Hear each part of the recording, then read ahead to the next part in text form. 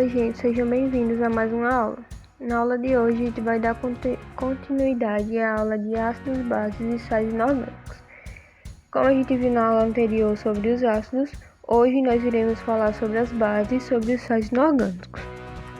Começando com as bases, do ponto de vista prático, as bases ou hidróxidos são substâncias que apresentam as seguintes características. Elas formam soluções aquosas condutoras de eletricidade e fazem voltar a cor primitiva dos indicadores. Caso essa cor tenha sido alterada por um ácido, essa característica das bases dá sentido ao nome indicadores ácido-base. As bases são muito comuns em nosso cotidiano. Vários líquidos de limpeza usados na cozinha contêm bases, como o hidróxido de sódio, que está presente em substâncias para desentupir pias, o hidróxido de amônio, encontrado no amoníaco, o chamado leite de magnésia, usado para combater a acidez estomacal, contém o hidróxido de magnésio. As bases elas são também muito usadas nas indústrias químicas. O hidróxido de sódio, por exemplo, é empregado na produção de sabões, detergentes e tecidos.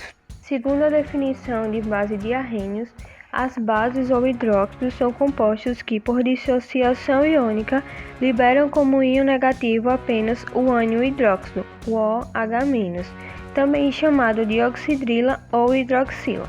Como a gente viu na aula anterior, dissociação iônica é a separação dos íons já existentes, após ser colocado água na solução que existem esses íons juntos, Aí ao adicionar água, ocorre a separação desses íons. Isso nós chamamos de dissociação iônica. O OH- ele é responsável pelas propriedades comuns a todas as bases, constituindo por isso o radical funcional das bases. De modo geral, as bases são formadas por um metal, que constitui o radical positivo, ligado invariavelmente ao OH-. A única base não metálica importante é o hidróxido de amônio, que é o NH4OH. Vamos agora para as classificações das bases, começando com a classificação de acordo com o número de hidroxilas presentes na molécula, ou seja, de acordo com o número de OH- que as moléculas possuem. É chamado de monobases quando possuem apenas uma hidroxila. O exemplo disso é o hidróxido de sódio, que é NaOH. É chamado de dibases quando possuem duas hidroxilas. Um exemplo disso é o hidróxido de cálcio, que tem como fórmula CaOH2. Tribases quando possuem 3 OH-, ou seja, 3 hidroxilas. Um exemplo disso é o hidróxido de alumínio. E por fim é chamado de tetrabases quando possuem 4 OH-, ou seja, 4 hidroxilas. Um exemplo disso é o hidróxido de estânio. Vamos agora à classificação das bases de acordo com o grau de dissociação.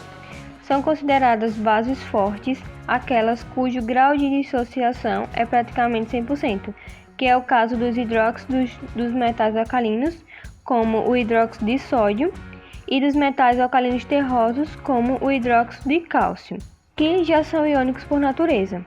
O hidróxido de magnésio é uma exceção à regra, pois constitui uma base fraca.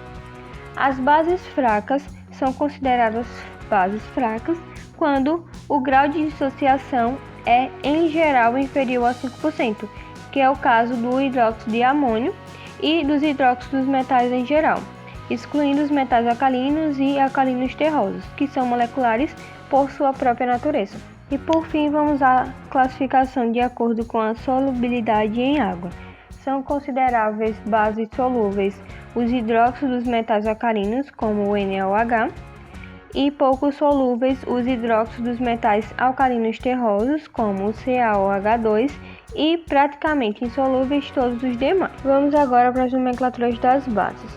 Quando o elemento forma apenas uma base, a nomenclatura se dá da seguinte forma. Como prefixo, nós teremos o hidróxido de e será acrescentado o nome do elemento.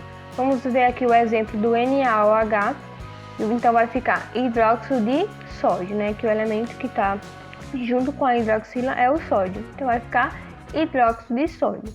Já quando o elemento forma duas bases, nós podemos utilizar um algarismo romano indicando o número de oxidação do elemento. Vamos ver aqui o exemplo do hidróxido de ferro.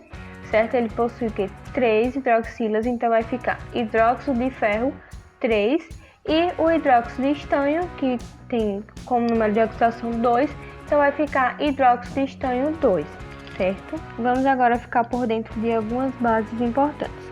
Começando com o hidróxido de sódio, que é o NaOH, conhecido também como soda cáustica, é uma das bases mais usadas pela indústria química, servindo na preparação de compostos orgânicos como sabão, a seda e celofane. E também na purificação de óleos vegetais, na purificação de derivados do petróleo, na fabricação de produtos para desentupir pias e etc. Nós temos também o hidróxido de cálcio, que é conhecido também por cal hidratada, cal extinta ou cal apagada, e é utilizada bastante na construção civil, na preparação de argamassa, na pintura de paredes, e é usada também na agricultura como inseticida e fungicida, e ainda no tratamento de purificação de águas e esgotos. E por último, o hidróxido de amônio, que não existe isolado, sendo na verdade uma solução aquosa de NH3, ou seja, a amônia, e é usado em limpeza doméstica, como fertilizante agrícola, na fabricação de ácido nítrico e também na produção de compostos orgânicos e como gás de refrigeração. Vamos falar agora de algumas comparações entre ácidos e bases. Na química, ácidos e bases podem ser considerados substâncias com características opostas, fato que pode ser percebido se observarmos suas propriedades funcionais. Nas propriedades funcionais, nós podemos observar o seguinte, que os ácidos e as bases, quanto à solubilidade em água, os ácidos têm uma maior parte solúvel, já as bases, a maior parte é insolúvel. Com relação à sua estrutura, os ácidos são moleculares, já as bases, os hidróxidos alcalinos e os alcalinos terrosos são iônicos, os demais são moleculares. Com relação à condutividade elétrica, só conduzem a corrente elétrica em solução aquosa, os ácidos, e as bases conduzem a corrente elétrica em solução aquosa. Os hidróxidos alcalinos, sendo iônicos, também conduzem a corrente elétrica quando fundidos. Com relação aos indicadores, ácidos e bases mudam a cor de certas substâncias, que são por esse motivo denominadas indicadores ácido-base. Se um ácido provoca uma certa mudança de cor, a base fará o indicador voltar à cor primitiva e vice-versa. Mas eles possuem uma ação recíproca, que juntando-se um ácido e uma base, um irá neutralizar as propriedades do outro, porque o ácido e a base reagem quimicamente entre si. A relação, por esse motivo, é chamada de reação de neutralização. Além da água, essa reação forma um sal, por isso ela também é chamada de reação de salificação. Um exemplo disso é se a gente pegar o HCl, que é um ácido, e juntar com o NaOH, que é uma base, então vai formar o NaCl mais H2O. O NaCl vai ser um sal e o H2O é água, né? E é isso. O emprego interessante da reação de neutralização é o seguinte: nosso estômago contém suco gástrico, que é necessário à digestão dos alimentos. Trata-se de uma solução ácida, pois contém ácido clorídrico, o HCl. Em consequência de doenças ou tensões nervosas, a quantidade de HCl no estômago pode aumentar, causando os sintomas conhecidos por azia. Certos medicamentos combatem a azia. Eles contêm bases fracas, como por exemplo o hidróxido de magnésio, que existe no leite de magnésia, ou o hidróxido de alumínio. Essas bases elas irão neutralizar o excesso de acidez existente no estômago, aliviando os sintomas da azia. Vamos falar agora sobre a medida do caráter ácido e do básico. Para medir a acidez ou basicidade de uma solução, nós usamos uma escala denominada de escala de pH, que varia do 0 ao 14, onde 0 são encontradas substâncias bastante ácidas e em 14 soluções muito básicas. E em 7, uma substância que possui pH 7, ela é considerada neutra. Então, do 0 ao 6, como a gente pode observar aqui nessa tabela, nós temos os ácidos, em 7 neutro e de 8 a 14 são as bases, certo? Na prática, o pH ele é medido com indicadores ácido-base, ou seja, substâncias que mudam de cor em valores bem definidos de pH, ou por meio de uma aparelhagem elétrica que mede a condutividade elétrica da solução. Embora esse último processo seja bastante preciso, o uso dos indicadores é bastante frequente, dada a sua comodidade, Os químicos dispõem, inclusive, de um grande número de indicadores que mudam de cor em diferentes valores de pH. A mudança de cor é chamada usualmente de viragem do indicador. Outro indicador muito utilizado em laboratório é o papel de tornassol, que fica vermelho em contato com os ácidos e azul em contato com as bases. Vamos falar agora sobre os sais, que são também muito comuns em nosso cotidiano, como o NaCl, ou seja, o cloreto de sódio, que é o nosso sal de cozinha. No ponto de vista prático, os sais são compostos formados juntamente com a água na reação de um ácido com uma base de arrenos. De fato, nós já vimos que uma reação entre o ácido e uma base de arrenos, chamada de reação de neutralização ou de salificação, forma o sal além de uma água. A gente pode revisar aqui vendo o HCl, que é um ácido, junto com uma base NaOH, que ao ocorrer essa reação vai formar NaCl, um sal, mais o H2O, que é a água. Existem outros tipos de reações que também formam sais, mas aí vocês vão ver nas próximas aulas. Além disso, os sais também são compostos iônicos que possuem pelo menos um cátion diferente do OH+, e um ânion diferente de OH-. Vamos falar agora sobre a reação de neutralização total, ou seja, sais normais ou neutros. Nós dizemos que uma reação é de neutralização total quando reagem todos os H+ do ácido e todos os OH- da base. O sal assim formado é chamado de sal normal ou neutro. Como a gente pode observar aqui, a base NaOH junto do ácido HCl irão formar o sal normal NaCl e a água, ou seja, todos os H+ e os OH- da solução reagiram, formando assim o sal normal NaCl. Vamos falar agora sobre as nomenclaturas dos sais normais. O nome de um sal normal deriva do ácido e da base que lhe dão origem. Assim, para obter o nome de um sal, basta alterar a terminação do nome do ácido correspondente de acordo com o seguinte código. O ácido terminado em hídrico é mudado para eto, o ácido terminado em oso é alterado para ito e o ácido terminado em ico é alterado para ato. Ou seja, vai ficar da seguinte forma: primeiro, o nome do ácido de origem, trocando-se a terminação por eto, ito ou ato, mais o nome do cátion da base de origem.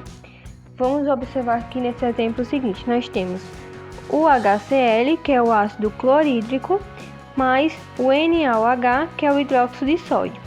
Então, quando eles reagirem e formarem o sal NaCl mais a água, o nome do sal vai ficar da seguinte forma: vai trocar o clorídrico por cloreto, que é o hídrico pelo final eto, e vai adicionar o nome do cátion da base, então vai ficar cloreto de sódio. A mesma coisa, a gente vai ver aqui no de baixo que nós temos o HNO2, que é o ácido nitroso, mais o KOH, que é o hidróxido de potássio. Então vai formar o sal KNO2 mais a água, e essa nomenclatura vai ficar da seguinte forma: vai trocar o nitroso por nitrito, ou seja, vai trocar o final oso por ito, então vai ficar nitrito, e adicionar o nome da base, então vai ficar nitrito de potássio, certo?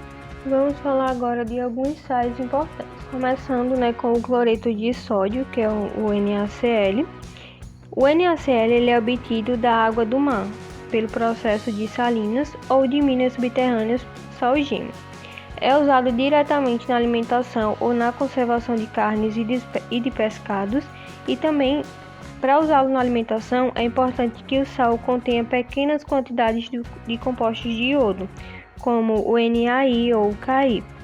Caso contrário, a pessoa poderá sofrer dilatação na glândula tireoide, uma doença conhecida como bócio ou papo. Uma solução aquosa com 0,92% de NaCl, é chamada de soro fisiológico e é usada muito em medicina. Nós temos também o carbonato de sódio, que é conhecido como soda ou barrilha. Sua principal aplicação é a fabricação do vidro e é usado também na fabricação de sabões, de corantes, no tratamento de água de piscina e etc. Nós temos também o hipoclorito de sódio, que é o nosso conhecido água sanitária, e também é vendido como cloro e usado no tratamento de piscinas. E por último nós temos o carbonato de cálcio, que é muito comum na natureza, na forma de calcita, calcário e mármore, e o seu uso mais comum é na produção de cal virgem, na produção do cimento e também na agricultura. E por hoje é só, até a próxima aula. Não esqueçam de curtir, compartilhar, se inscrever. E é isso. Tchau.